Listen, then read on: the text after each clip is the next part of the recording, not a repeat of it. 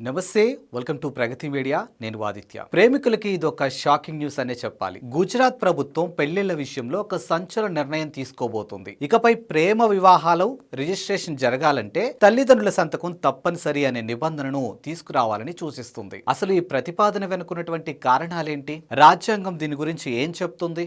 గుజరాత్ ప్రభుత్వం ఈ కొత్త చట్టాన్ని పరిశీలించడానికి ప్రధాన కారణం రాష్ట్రంలో జరుగుతున్నటువంటి ఎలోప్మెంట్ కేసులు మరియు బలవంతపు పెళ్లిళ్లు. ఏదైతే లవ్ జిహాద్ కి సంబంధించి కానీ లేకపోతే మోసం చేసి పెళ్లిళ్ళకి సంబంధించినటువంటి అంశం ఏదైతే ఉందో వీటన్నిటికి సంబంధించినటువంటి అంశాలను దృష్టిలో పెట్టుకొని తల్లిదండ్రుల ప్రమేయం లేకుండా జరుగుతున్నటువంటి ఈ పెళ్లిళ్ల వల్ల సామాజికంగా ఎన్నో సమస్యలు వస్తున్నాయని ప్రభుత్వం భావిస్తుంది. ముఖ్యంగా గ్రామీణ ప్రాంతాల్లో ఇవి గొడవలకు దారితీస్తున్నాయని, అందుకే స్థానిక సాక్షిగా తల్లిదండ్రుల సంతకం ఉండాలని ప్రతిపాదిస్తున్నారు. అయితే ఇక్కడ ఒక పెద్ద చిక్కు ఉంది.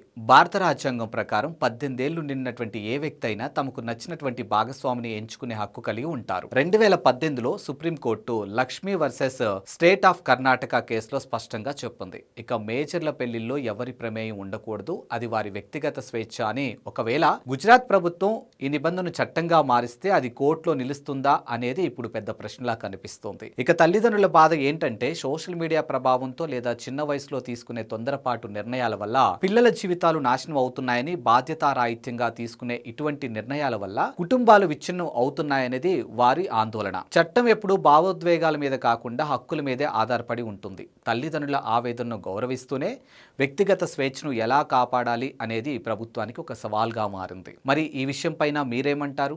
పెళ్లికి తల్లిదండ్రుల అనుమతి తప్పనిసరి ఉండాలా లేదా మేజర్ల ఇష్టానికి వదిలేయాలా?